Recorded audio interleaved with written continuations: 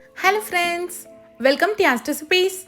இன்றைக்கி நம்ம சேனலில் ரொம்பவே சூப்பரான லேயர் சப்பாத்தி தான் எப்படி செய்யறதுன்னு பார்க்க போகிறோம். சப்பாத்தி எப்பவும் ஒரே மாதிரி செய்யாமல் கொஞ்சம் இந்த மாதிரி வித்தியாசமாக செஞ்சிங்கன்னா சாப்பிட்றதுக்கே ரொம்ப சூப்பராக இருக்கும்.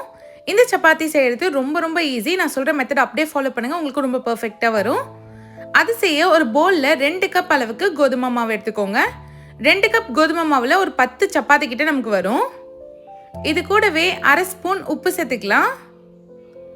1 ஸ்பூன் எண்ணெய் சேர்த்துக்கோங்க.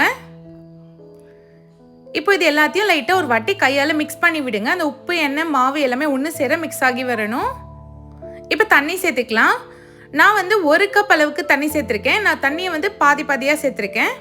உங்கள் சப்பாத்தி மாவுக்கு ஏற்ற மாதிரி தண்ணியோட அளவு மட்டும் மாறலாம், பார்த்துட்டு சேர்த்துக்கோங்க. மாவு பார்த்தீங்கன்னா ஒன்று சேர இந்த மாதிரி மிக்ஸ் ஆகி வரணும். ரொம்ப அழுத்தம்லாம் கொடுக்க வேணாம். இதுக்கு மேலே 1 ஸ்பூன் எண்ணெய் தடவிக்கோங்க.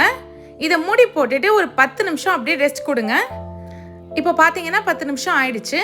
இப்போ மாவு எடுத்து நல்லா இழுத்து இழுத்து கையால் பிசைஞ்சு விடுங்க. ஒரு 5 மினிட்ஸ்க்கு இழுத்து இழுத்து பிசைஞ்சிங்கன்னா நல்லா சாஃப்டாக நமக்கு மாவு கிடைக்கும். இப்போ நான் பிசைஞ்சிட்டு காமிக்கிறேன். பாருங்கள், மாவு நல்லா பிசைஞ்சு எடுத்தாச்சு. மாவு பார்த்தீங்கன்னா இந்த அளவுக்கு சாஃப்டாக வரணும் நமக்கு. இப்போ நம்ம சப்பாத்தி ரெடி பண்ணிடலாம். உங்களுக்கு எந்த அளவுக்கு மாவு வேணுமோ அந்த அளவுக்கு மாவு கொஞ்சமாக எடுத்து இந்த மாதிரி உருண்டை பிடிச்சி வச்சுக்கோங்க. இதே மாதிரி மீதி இருக்க மாவை உருண்டை பிடிச்சி வச்சுக்கலாம். இப்போ சப்பாத்தி கல்லில் கொஞ்சமாக மாவை டஸ்ட் பண்ணிவிட்டு நம்ம மாவை தேய்ச்சி எடுத்துக்கலாம். உங்களால் எந்த அளவுக்கு மெலிசாக தேய்க்க முடியுமோ அந்த அளவுக்கு மெலிசாக ஃபஸ்ட்டு தேய்ச்சி எடுத்துக்கோங்க. இப்போ தேய்ச்சி எடுத்தாச்சு. இப்போ லேயர் லேயராக வர்றதுக்காக இதில் கொஞ்சமாக ஆயில் ஸ்ப்ரே பண்ணிக்கோங்க. ஒரு அரை ஸ்பூன் ஆயில் அளவுக்கு வரும். இப்போ இதை நல்லா எல்லா சைடும் படுற மாதிரி தேய்ச்சி விட்டுக்கோங்க. நான் வீடியோவில் காமிக்கிற மாதிரி ஃபோல்ட் பண்ணிவிட்டு திரும்ப ஆயில் வச்சுட்டு ஃபோல்ட் பண்ணிக்கோங்க. இப்போது நம்ம ஓரங்கள் எல்லாம் லைட்டாக இந்த மாதிரி அழுத்தம் கொடுத்து ப்ரெஸ் பண்ணி விடுங்க. திரும்பவும் கொஞ்சமாக மாவு டஸ்ட் பண்ணிவிட்டு உங்களால் எந்த அளவுக்கு மெலிசாக தேய்க்க முடியுமோ அந்த அளவுக்கு மெலிசாக தேய்ச்சி எடுத்துக்கோங்க. இந்த சப்பாத்தி கொஞ்சம் ஷேப் அன்இவனாக தான் வரும். இப்போ தோசைக்கல் பார்த்தீங்கன்னா நல்லா சூடாயிருக்கணும். அதுக்கப்புறம் நம்ம சப்பாத்தியை போட்டோம்னா தான் நமக்கு சப்பாத்தி நல்லா சாஃப்டாக கிடைக்கும். கொஞ்சமாக ஆயில் ஸ்ப்ரே பண்ணிக்கலாம். இப்போ பார்த்தீங்கன்னா தெரியும், சப்பாத்தி லைட்டாக உப்புன மாதிரி இருக்குது. இப்போ இது திருப்பி போட்டுக்கலாம்.